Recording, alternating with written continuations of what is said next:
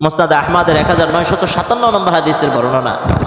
عن ابن عباس رضي الله تعالى عنه قال قال رسول الله صلى الله عليه وسلم হযরত ইবনে আব্বাস রাদিয়াল্লাহু তাআলা আনহু বলেন, নবীজি সাল্লাল্লাহু আলাইহি ওয়াসাল্লাম ইরশাদ করেন, মান উলিদাত লাহু ইবনাতুন, কোন ব্যক্তি যদি একজন কন্যা সন্তান জন্ম দেয়, কারো যদি একটি কন্যা সন্তান জন্মগ্রহণ করে, ফালাম ইয়াইদহা ওয়ালাম ইউহিনহা, আর ওই কন্যা সন্তানকে জাহিলি যুগের মতো জীবন্ত কবর দেয়নি, ওয়ালাম ইউহিনহা, তাদেরকে অপদস্থ করে নাই, লাঞ্ছিত করে নাই, হেয় প্রতিপূর্ণ করে নাই, মেয়ে হিসাবে তাদেরকে অবহেলা করেনি, ওয়ালাম ইউআসির ওয়ালাদাহু আলাইহা, আর তাদের উপর ছেলেদেরকে প্রাধান্য দেয়নি।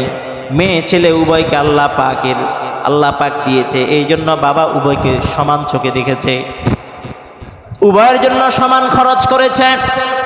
ভরণ পোষণের ক্ষেত্রে ছেলেকে যা দিয়েছে মেয়েকেও তা দিয়েছে, সমান সমান রেখেছে, সমতা বজায় রেখেছে।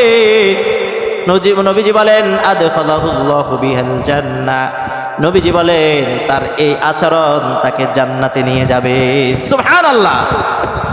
মেয়েদের সাথে নিজের মেয়ে, এটা এই প্রসঙ্গটা এখন যেটা বলতেছে এটা কি নিজের মেয়ের ছেলে।